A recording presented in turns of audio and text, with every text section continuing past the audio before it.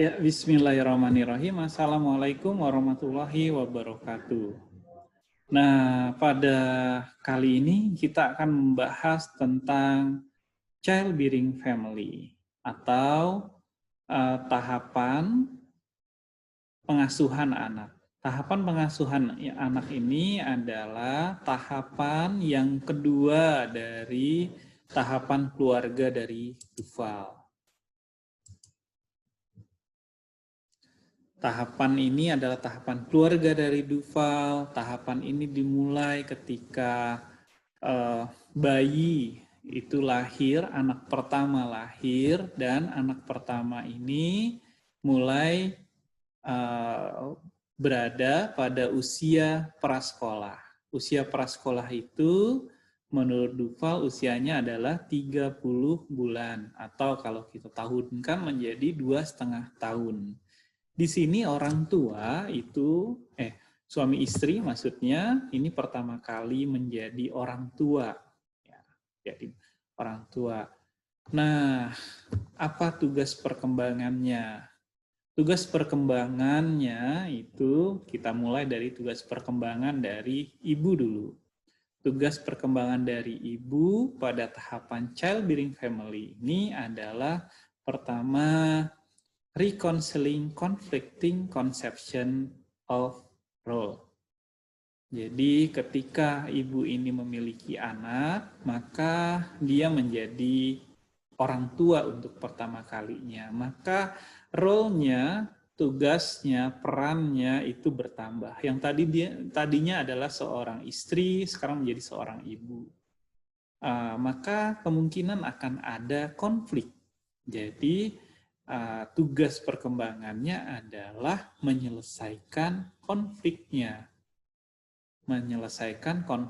Sebagai ibu dan juga sebagai istri. Barangkali sebagai istri dia mempunyai tugas tertentu, kewajiban tertentu, sebagai ibu juga seperti itu. Dan tak jarang nanti role itu akan saling bersinggungan atau konflik. Tugas yang kedua dari seorang ibu yang berada pada tahapan childbearing family adalah bisa menerima dan menyesuaikan diri terhadap pressure-pressure yang di tekanan-tekanan yang dialaminya sebagai seorang ibu muda, ya. Seorang ibu muda yang baru saja melahirkan anaknya, tentu dia memiliki tekanan-tekanan tertentu, ya. Misalnya aja ya, seorang bayi itu harus disusui misalnya setiap 2 jam sekali misalnya. Tentu itu adalah tekanan tersendiri. Terus artinya setiap 2 jam sekali harus bangun gitu ya, padahal kondisi tubuhnya capek. Terus juga barangkali juga harus tetap menyiapkan kebutuhan suami misalnya ya, artinya ada tekanan. Belum lagi misalnya tekanan dari tekanan keluarga misalnya, tekanan dari mertua dan lain-lain. Yang ketiga, tugas dari seorang ibu itu adalah belajar untuk merawat anaknya, merawat bayinya. Bagaimana cara memandikan bayi yang benar, bagaimana cara menggendong yang benar misalnya, dan seterusnya. Yang keempat, tugas dari ibu itu adalah establishing and maintaining helpful routine for the young family. Membangun dan mempertahankan rutinitas-rutinitas pada keluarga yang masih muda ini, yang masih baru ini. Jadi tadinya barangkali sudah terbentuk rutinitas baru dengan suami misalnya ya, misalnya makan bersama, kemudian ketika lahir anaknya, ya waktu itu barangkali menyiapkan makanan, sekarang barangkali akan berbeda karena kondisinya kondisi lelah atau dan lainnya karena harus mengurus bayi. Kemudian yang kelima itu adalah memberikan kesempatan seluas-luasnya untuk anak, itu perkembangan anaknya, untuk perkembangan anaknya. Kemudian berbagi tanggung jawab, terutama tentang pengasuhan, itu dengan suaminya. Kemudian dia juga mempunyai tugas untuk menjaga hubungan yang memuaskan dengan suaminya. Kemudian yang ke-8 adalah melakukan adjustment, penyesuaian dalam kehidupannya. Nah, karena tadi terkait dengan adanya anaknya, adanya bayinya. Kemudian yang ke-9 adalah dia tetap harus menjaga perasaan mandiri, autonominya sebagai seorang ibu muda. Ya, barangkali sebagai seorang ibu, kemudian dia capek gitu ya, terus belum lagi dari keluarga barangkali ada tekanan, dia tetap harus mempertahankan perasaan personal otonominya sebagai ibu. Kemudian mengeksplor dan mengembangkan kepuasan dia sebagai keluarga. Jadi dia harus mengembangkan kepuas keluarga, karena tak jarang ada ibu-ibu yang tidak puas dengan keluarganya, misalnya merasa tidak disupport atau misalnya baby blues misalnya. Tentu itu kan ada perasaan bahwa keluarganya itu dia nggak satisfying, dia nggak merasa puas dengan keluarganya, nggak merasa puas dengan anaknya, nggak merasa puas dengan suaminya. Harusnya kebalikannya, harusnya merasa puas dengan keberadaan anak dan suaminya dan keluarga barunya tersebut. Kemudian bagaimana dengan tugas perkembangan dari sang ayah? Ayah juga punya tugas perkembangan, ada 10 tugas perkembangannya, yaitu pertama, sama ternyata adalah menyelesaikan konflik terkait dengan tugas atau peran-perannya. Sebagai seorang ayah, sebagai seorang suami, sekarang menjadi seorang ayah, mempunyai peran yang baru. Kemudian sama juga dengan istrinya, si ayah yang baru ini memiliki tekanan-tekanan sebagai orang tua yang masih baru, sehingga harus bisa harus bisa memanage pressure itu. Kemudian yang ketiga adalah tugas perkembangannya belajar untuk perawatan bayi. Hal-hal perawatan bayi itu ternyata juga harus diketahui, dan itu adalah tugas perkembangan dari seorang suami ternyata. Nah, ini barangkali juga ini ya, mungkin perlu jadi perhatian khusus, karena nggak semua suami itu mau ikut dalam pengasuhan dan perawatan bayinya. Kemudian bisa conforming, membuat nyaman siapa? Membuat nyaman istri dan anaknya. Kemudian juga encourage perkembangan dari anaknya. Encourage perkembangan anaknya, perlu mengoptimalkan perkembangan anaknya. Dengan cara apa? Memberikan stimulasi, memberikan kebutuhan-kebutuhan, memenuhi kebutuhan-kebutuhan dari istri dan anaknya.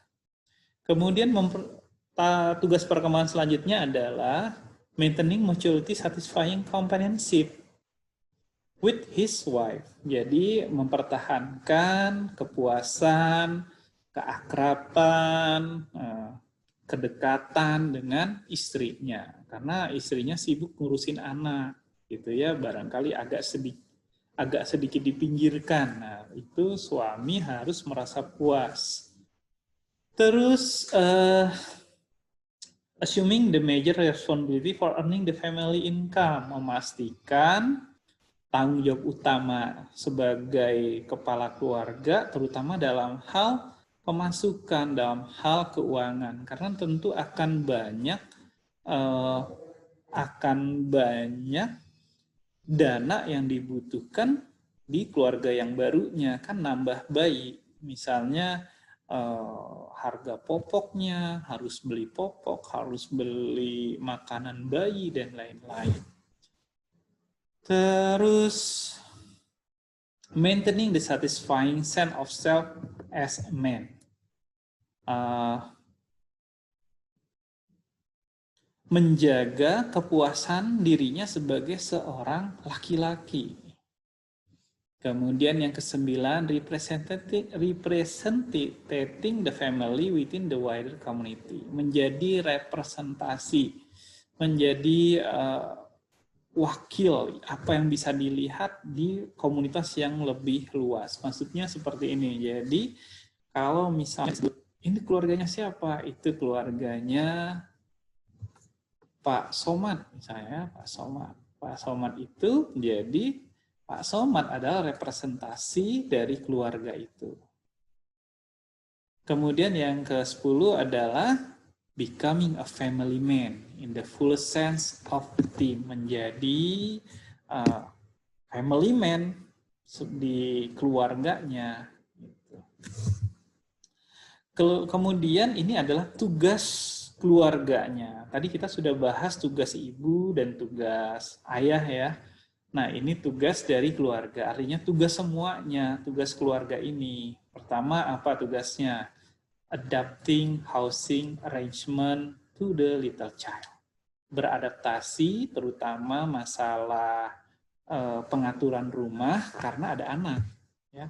Karena ada anak. Apakah misalnya ada kamar baru misalnya, ataukah hal yang simpel misalnya, oh karena bayi dia lagi latihan merangkak misalnya ya, jangan sampai si bayi ini terganggu atau celaka gara-gara arrangement dari rumah yang kurang baik, misalnya ada colokan yang terbuka sehingga bisa saja kesetrum, atau ada sudut-sudut yang terlalu tajam yang berbahaya buat anak, dan seterusnya. Kemudian meeting present and future cost of childbearing. Nah, keluarga ini akan menemukan bahwa dengan bertambahnya anggota keluarga ada cost, ada biaya yang lebih, sehingga harus siap dengan biaya tersebut. Kan ada yang misalnya semenjak anaknya lahir, kemudian membuat tabungan pendidikan atau asuransi pendidikan, misalnya seperti itu. Itu buat apa sih ya? Buat untuk menyelesaikan tugas yang kedua ini. Kemudian tugas yang ketiga adalah berbagi responsibility, berbagi tanggung jawab dengan anggota keluarganya. Kemudian keluarga ini harus bisa memfasilitasi setiap anggota keluarganya dalam belajar peran sebagai ibu, belajar peran sebagai ayah. Kemudian berkomunikasi dengan keluarga-keluarga yang lain. Berkomunikasi dengan mertua, dengan orang tua, dengan kakak, adik, dan selanjutnya. Kemudian merencanakan nanti punya anak lagi atau enggak, atau gimana, kapan. Kemudian tetap berhubungan dengan orang-orang di sekitarnya, misalnya tetangga, rekan kerja, ya tetap harus berhubungan. Kemudian mempertahankan motivasi dan moral setiap anggota keluarganya. Ayah semangat ya kerjanya buat beli susu dede misalnya. Dan yang terakhir adalah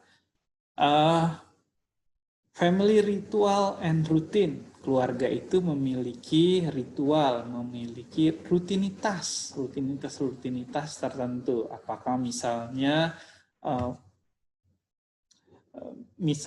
adalah makan bersama, misalnya ya setiap pagi dan malam misalnya. Kemudian rutinitasnya itu apakah olahraga bersama, jalan-jalan, dan lain-lain. Itu adalah tugas perkembangan dari keluarga pada fase childbearing family. Nah, demikian yang bisa saya sampaikan untuk tahapan childbearing family ini.